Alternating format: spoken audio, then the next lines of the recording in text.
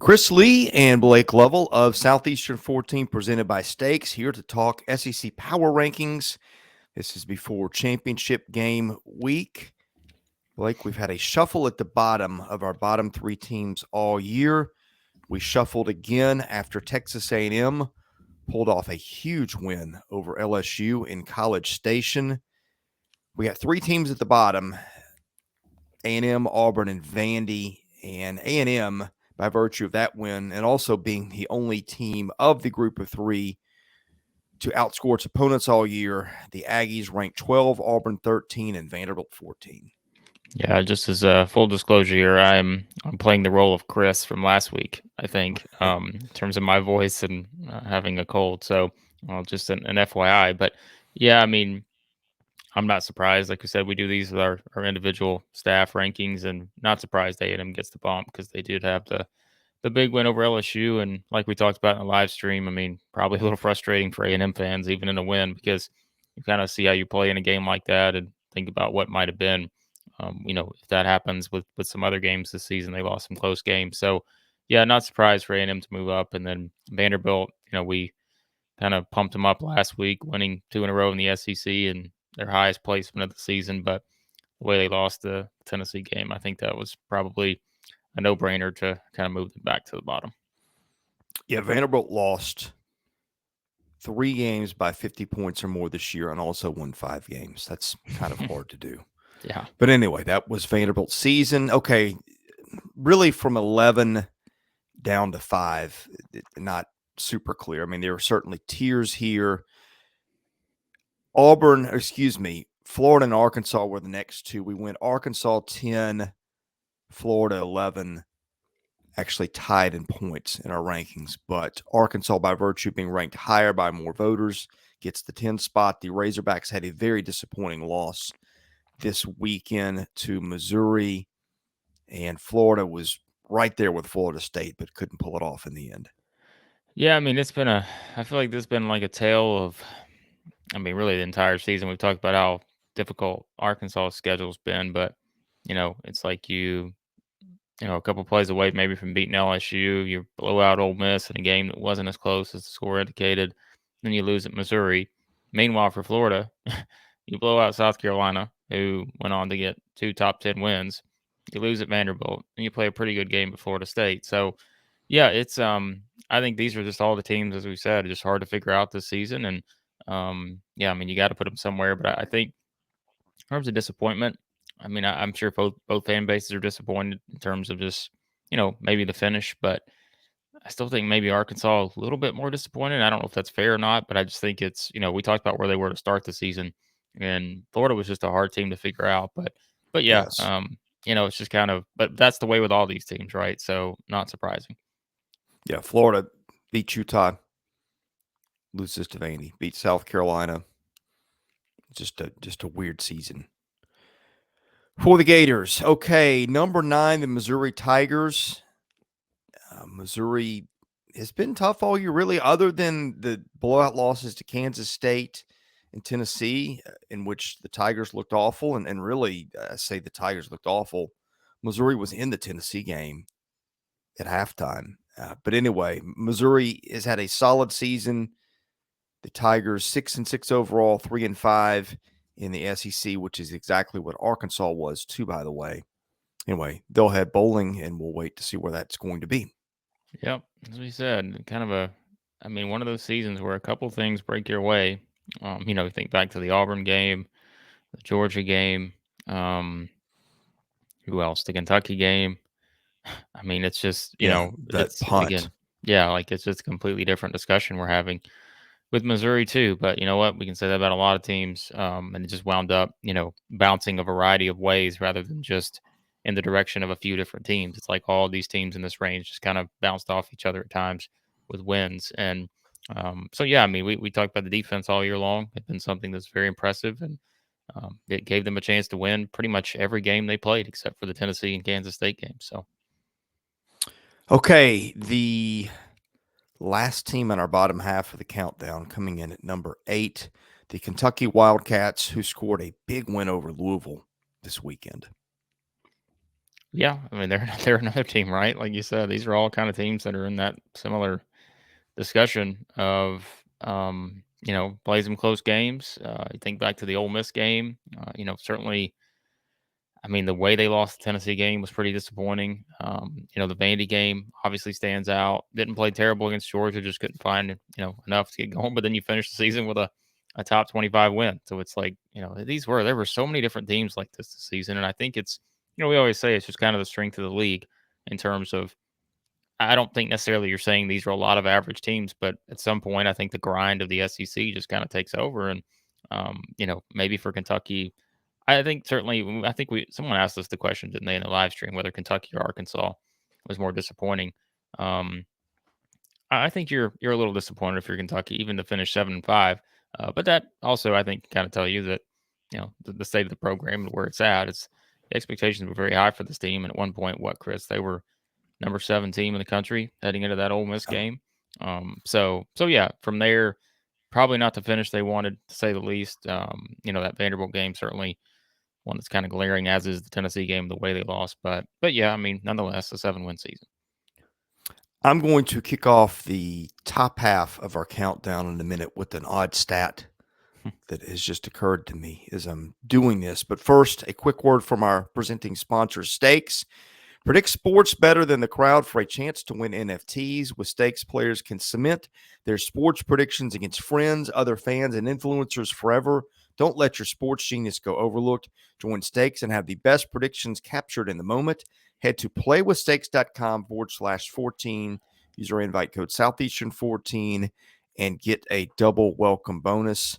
Free to join, free to play. You win stuff, you help us out. What's not to like? Check out the Stakes app today. Okay, here's my odd stat that I have just discovered. Teams play 8 conference games. So the chances for records, you can go anywhere from 0-8 to 8-0. There was not a 7-win team in this league. There was not a 5-win team in this league. There was not a 1, a 2, or a 0-win team in this league. So a lot of bingo card spots left unchecked. I don't know if there's ever been a standings quite like this. You had an 8-0 team followed by 3 6-2 teams, and then a bunch of 4-4 and under teams. That's really weird to look at. Yeah, a lot of 4-4, 3-5, 2-6 teams. So yeah, no 0, no 1, like you said, no 7, no 5. So yeah, if you're doing the numbers, very, like we said, it was one of those seasons where a lot of teams just felt like they were beating up on each other, and you only had a couple teams there at the top that really separated themselves throughout the entire season. Yeah, just another odd thing about this season that makes power rankings a little challenging to do. Okay, the number 7 team in our countdown, the Ole Miss Rebels. Nobody had a more disappointing close to the season than Ole Miss, which I think lost 4 of its last 5. Did keep head coach Lane Kiffin in just a strange twist. And the Rebels lost, of course, over the weekend to Mississippi State, which is the number 6 team in our countdown. Yeah, no doubt. Disappointing finish, I think, to say the least, as you said. 3-game losing streak, lost 4 or 5 to finish the year. And really, honestly, Chris, I think since that, what would you say? Probably even since the Vanderbilt game, which was all the way back on October 8th, they didn't play, almost didn't play great at times. No. Even that Auburn game, right? Like we kind of talked about that game as one that, sure, they ran the ball a ton and had success there, but even Auburn was right there in that game, and then get blown out at LSU. So yeah, I don't think any doubt. Pretty disappointing finish for Ole Miss in terms of like where the expectations at one point were, because this was a top 10 team, as we know, heading into that LSU game, and then from there, things just went south. And like we said, sort of the scenario surrounding the Egg Bowl and losing that game. Yeah, I'd say there's some frustrated Ole Miss fans with the way this finished. I don't know that we ever had State in the bottom half of our countdown all year. We might have. They might have been 8 or at one point, but it feels like Yeah, State just kind of stayed in that 5 to 6 range most of the year, 5 to 7, and sort of bounced around based on what other teams did. it's like they won the games they should have won, right?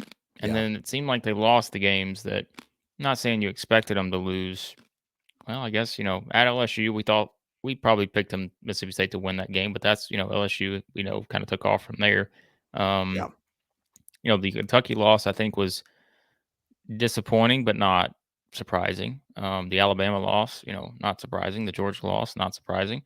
And then they win all the others. So, I mean, the Ole Miss game, I think again, I told you I was kind of leaning towards Mississippi State after everything going on with Kiffin, but I think that was kind of your toss-up type game in a rivalry matchup. But yeah, I mean, Mississippi State just kind of stayed right there. Didn't really, go too far to the bottom. Didn't really go too far to the top, but it's an 8-win season, and I think again, given what you see, what happened around them, I think you'll be fine with that. Yeah, you go back and look at that season. They beat Kentucky, and this season looks a lot different. Yeah. But anyway, you could say that for a lot of teams. Okay, the number 5 team in our countdown. I'm pretty sure this is the highest we've had this team all year, and I'm not sure a team has occupied more spots in our power ranking than the South Carolina Gamecocks, who, I mean, I say that, it seemed like Carolina was perpetually stuck at about 11 for a while. But look, you beat Tennessee and Clemson to close your season, and deservedly you jumped up in the rankings. That's the thing is like, I didn't know what to do with South Carolina because, we are, as we always say, we are kind of ranking it based on you have to factor in where things are now, but you also have to factor in the entire season. And as we said, it's just kind of one of those teams that wind up winning 8 games and, and it's like you feel like the loss at Florida, which I feel like it's easy just to forget now, but like they just got completely Yeah. blown out at Florida. Didn't And score an offensive touchdown. that was 2 weeks ago, but think about everything that's happened since then. They beat Tennessee, they beat Clemson, 2 top 8 teams. And now it's like you have to completely reset where you put South Carolina. And I know there'll be some people say, well, why is South Carolina not ahead of Tennessee given how they beat them? I understand that. I get that argument. And again, I will, understand it for the most part in terms of I get why you would say that. But yeah, like South Carolina, it's what we said. Like that was just kind of one of those teams. I feel like when we had the conversation about South Carolina, they had what was it? 1, 2, 3, 4. They had a 4-game winning streak entering that game against Missouri at home in late October. And it's like, what happens there, right? They get beat 23-10, really surprises. But then they come back, they beat Vandy, they get blown out at Florida, and then they win Tennessee and Clemson. So it's just like, yeah, I mean, but I think they're the top 5 team in the league. And like I said, I know some people may argue they should be ahead of Tennessee, but anyway you slice it, I think with the way they're playing now, they're a top 5 team in the league. Well, let me give you the argument why they're not ahead of Tennessee. Scoring margin on the season: South Carolina 4.2, Tennessee 23.8. And you could say, but what happened to Columbia? Yeah, I get that. I mean, they do have 2 more losses too, right? So I mean, there's also that. yeah, one was 3-5 in the league. Man, is that no? That's not right. One was 4-4 in the league, and one was 6-2. So in any case, not taking anything away from South Carolina, but I mean, again, this is the highest they've been all season. But like you said, they were a team that bounced around a lot in our rankings. Yeah, I mean, you're going to over the course of the season, you're going to see some strange things happen. In fact, I could argue that State was a better team than South Carolina. Did not have the wins that Carolina did too. So anyway, LSU at number 4 in our countdown.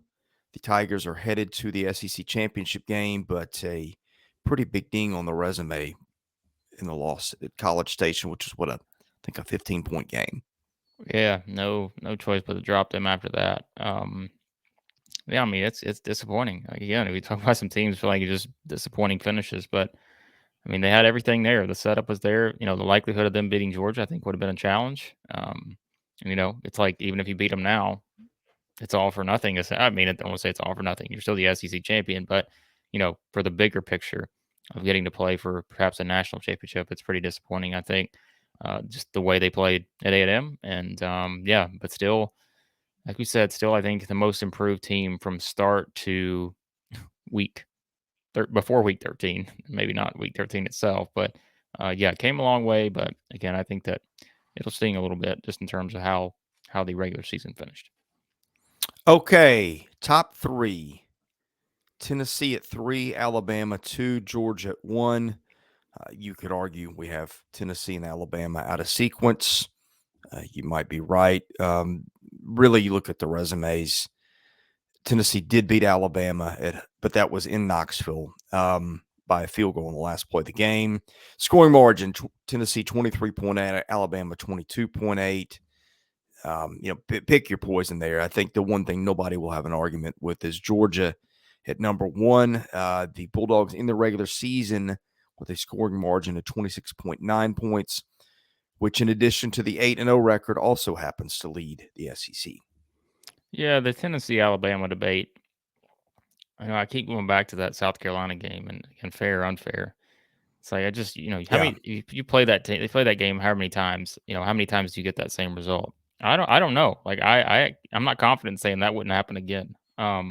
Just based on how the defense looked for Tennessee and just what offensively South Carolina did. And yeah, I mean, again, I think it's just how if Tennessee loses a close game at South Carolina, think about all the different discussions we're having right now about where Tennessee's at, where just a lot of different stuff. But yeah, so I'm not shocked to see our individual staff rankings kind of combined to put Alabama ahead, because I think there's probably also some people on our staff factoring in that Hendon Hooker's not playing for Tennessee right now, and whether that I think that matters probably a little bit too in terms of just doing power rankings, which, as we always say, are completely subjective.